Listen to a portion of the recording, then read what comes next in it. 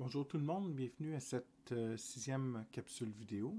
Toujours au niveau du système respiratoire, à partir de cette capsule, on va entrer un peu plus dans la mécanique du système respiratoire. Donc, ça va vous demander pas mal plus d'efforts, de compréhension et d'études que la capsule 5, où là, on a plus survolé le système respiratoire et qu'on a parlé un peu plus en termes d'anatomie et de fonction générale. Donc, à partir de maintenant, on va essayer de comprendre un peu plus comment en fait, quels sont les processus et les différentes lois et processus mécaniques qui vont permettre justement le fait d'inspirer ou d'expirer ou encore de faire les échanges gazeux.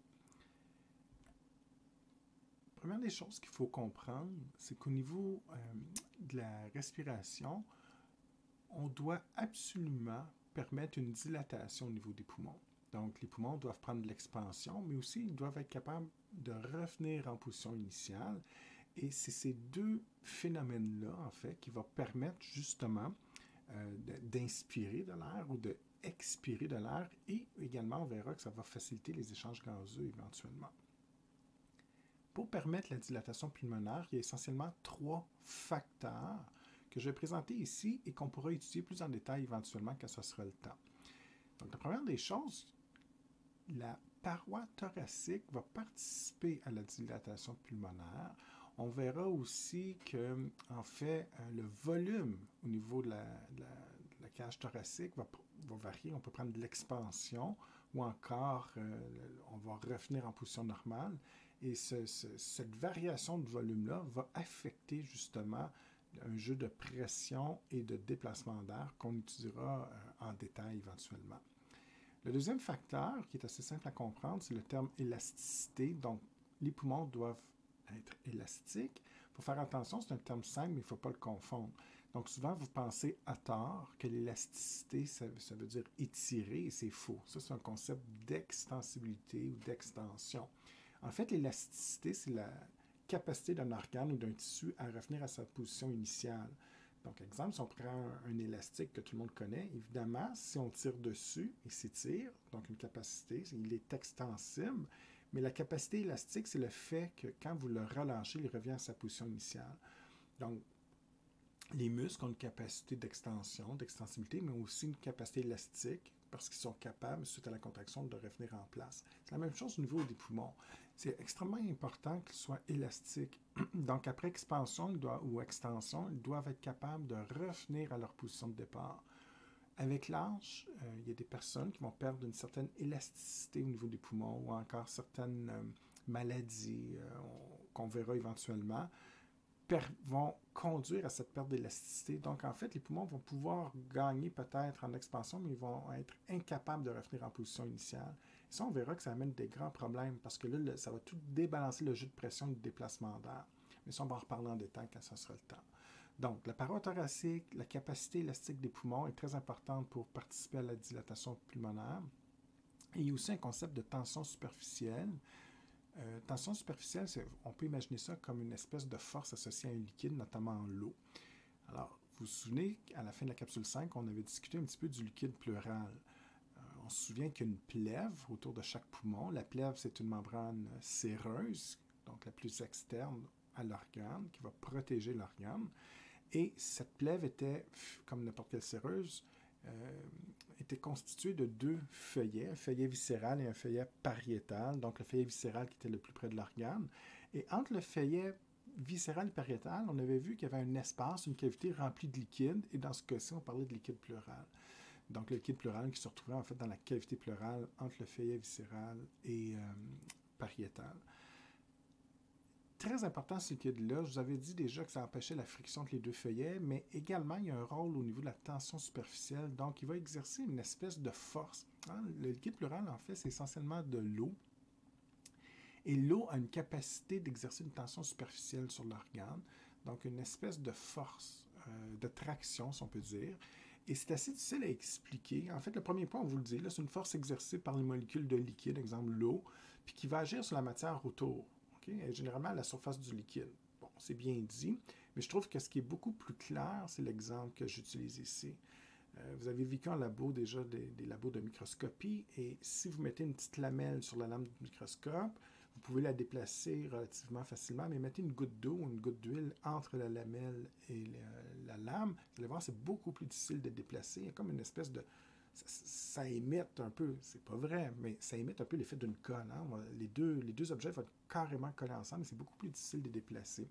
C'est le résultat de la tension superficielle. Donc, cette tension superficielle devient extrêmement importante pour permettre justement le jeu d'expansion et de dilatation pulmonaire. Je suis conscient que ce n'est pas encore très clair. C'était juste une présentation rapide de ces trois facteurs-là qu'on va étudier un peu plus en détail au cours des prochaines capsules. Ici, essentiellement, vous pourrez le relire à la maison. C'est à peu près ce que je viens de dire. Donc, ça va. Ce qui est important, c'est les deux termes en rouge qui vont être nouveaux et qu'on va discuter beaucoup éventuellement. Donc, première des choses, il y a deux jeux de pression extrêmement importantes. Il faut bien les situer. Il y a la pression intrapleurale, donc dans la cavité pleurale que je vous expliquais précédemment. Et il y a aussi la pression intrapulmonaire. Donc, intra veut dire à l'intérieur, c'est-à-dire à l'intérieur des poumons. Il y a une certaine pression qui va varier. Et il y a aussi une certaine pression intrapleurale à l'intérieur de la cavité pleurale. Et ça vous mélange énormément parce que les deux sont intra. Mais il faut faire très, très attention parce qu'il y en a une qui est à l'extérieur des poumons et l'autre à l'intérieur. Et si vous les inversez, ça va devenir très, très complexe et ça va amener une grande confusion. Donc, pour qu'on s'entende, on donnera des détails plus tard, mais si on veut faire ça très simple pour l'instant, considérant qu'on commence, ici j'ai un poumon. À l'intérieur, je vais avoir la pression intrapulmonaire. Donc, évidemment, c'est celle-ci qui est ici. Je vais mettre un petit pour la distinguer. Donc, pression intrapulmonaire, ça exerce une certaine force, mais on verra éventuellement, plus qu'il y a d'air à l'intérieur du poumon, bien, plus que ça va émettre une certaine pression, puis etc. Maintenant, on peut considérer également que le volume du poumon, s'il est en expansion, par exemple, un grand espace, ou s'il est contracté, bien, ça va ajuster aussi la pression. On va discuter de tout ça éventuellement. Mais pour l'instant, si vous voyez la pression intrapulmonaire, tout ce que je veux qu'il soit clair, c'est que vous comprenez que c'est une certaine force qui s'exerce de l'intérieur des poumons. Ça, c'est très important de comprendre ça pour l'instant, c'est la base. La pression intrapleurale, bien, on sait qu'une plèvre, mettons ici, là, j'exagère, là, mais qui serait autour du poumon, qui a deux feuillets, viscérales, pariétales, je ne reviens pas là-dessus, mais il y a une cavité entre les deux feuillets. Et donc, ce qu'il faut comprendre, c'est que la pression intrapleurale, ici, c'est une pression extérieure au poumon. Donc, il va exercer une pression qui va exercer donc une espèce de pression comme ça, qui vient d'un sens opposé par rapport à la pression intrapulmonaire. Donc, la première chose, c'est bien important de localiser les deux différentes pressions. Donc, l'intrapleurale, malgré le terme intra, c'est une force externe. Et un autre concept, on verra les lois un peu plus tard, mais déjà, je vais commencer déjà pour que ça soit plus clair pour tantôt. Les pressions, l'air, c'est un peu comme le cardiovasculaire. Hein? Le cardiovasculaire, on étudiait le sang. On disait que si la pression sanguine à deux endroits différents, endroits A et B était égale, il n'y a pas de déplacement de sang, il n'y a pas de circulation. Il faut toujours qu'il y ait un gradient de pression, donc une différence de pression artérielle. Si dans l'artère A, la pression est plus forte que B, le sang va se déplacer de A vers B. Bien, la bonne nouvelle, c'est exactement la même logique au niveau du système respiratoire. Au lieu du sang, c'est des gaz, c'est de l'air, mais c'est la même logique. Donc, la pression la plus forte l'emporte toujours sur la pression la plus faible. Donc ici, si la pression est très forte par rapport à ici, ça va orienter le déplacement d'air. Si les deux pressions sont égales, l'air ne se déplace pas. Et si pour X raison, la pression est plus forte ici qu'à gauche, l'air va changer d'orientation. On va se déplacer dans l'autre sens. Donc ça, c'est bien important de comprendre que ça nous prend toujours un gradient de pression, une différence de pression.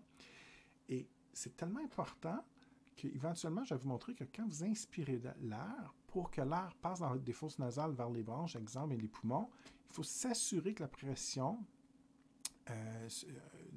la plus forte puisse être dans les premiers exemples au niveau de la pression atmosphérique. Et les poumons, il faut que la pression soit plus faible pour qu'on se déplace vers les poumons. Et si vous inversez des pressions dans les poumons, si la pression pour X raison dans les poumons devient plus forte que ce qu'il y a à l'extérieur de votre corps, là, on va expulser l'air. Donc, c'est important de faire ces jeu de pression-là au bon moment, parce que si on inverse les pressions, bien évidemment, si vous inspirez puis vous expirez à la place, bien, c'est extrêmement dangereux, évidemment. Donc, c'est juste ça le concept de base. Tout ce qui me resterait à vous expliquer éventuellement, c'est de comprendre justement comment on fait pour ajuster ces différentes pressions. Donc, en résumé, tout ce qu'il faut savoir maintenant, c'est de localiser les deux pressions, intrapleurale à l'extérieur du poumon, intrapulmonaire à l'intérieur, et de comprendre que la pression la plus forte l'emporte toujours sur la plus faible.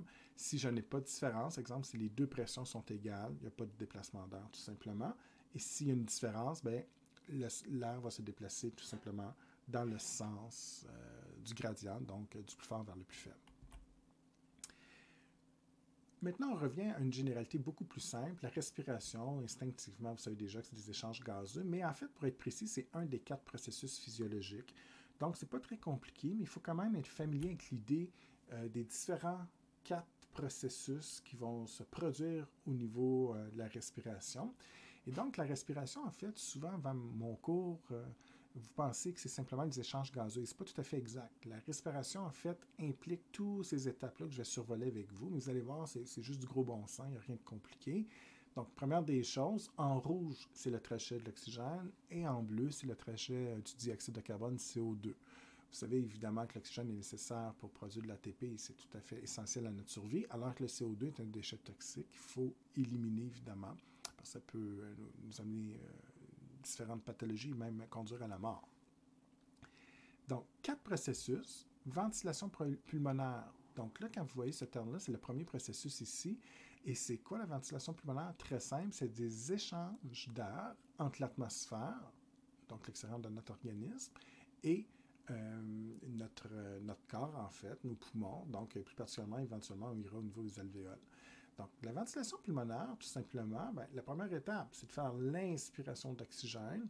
Donc, à cette première étape, on commence avec l'oxygène qu'on y inspire, qui va se déplacer dans les différentes structures qu'on a déjà vues à la capsule 5 au niveau des organes du système respiratoire. Et on va finir, donc souvenez-vous, fosse nasale, etc., là, pharynx, larynx, trachée, les différents embranchements de l'arbre bronchique, mais éventuellement, on va arriver au niveau des alvéoles. Donc, dans ce cas-ci, quand vous voyez le mot alvéole, là, c'est la deuxième étape. Là, on parle du processus d'échange gazeux alvéolaire pour nous rappeler qu'on est au niveau des alvéoles pulmonaires. On a déjà vu leur structure avec les capillaires et donc les capillaires pulmonaires et que c'est à ce niveau qu'on va pouvoir permettre les échanges avec les différents gaz respiratoires. Donc, dans ce niveau aussi, l'oxygène va être échangé entre l'alvéole. Donc, on peut voir ici que l'oxygène arrive dans l'alvéole et sera transféré au réseau sanguin, éventuellement aux veines pulmonaires pour retourner vers le cœur et en circulation sanguine. Une fois en circulation sanguine, on arrive au troisième processus, le transport des gaz. Tout simplement, c'est très simple, l'oxygène va poursuivre son chemin dans les différentes artères artérioles pour atteindre éventuellement les capillaires systémiques, donc l'ensemble des capillaires de votre corps qui va alimenter les différents organes sauf poumons. Donc on parle, exemple, tous les capillaires au niveau du foie, n'importe quel organe, pancréas, cerveau, peu importe.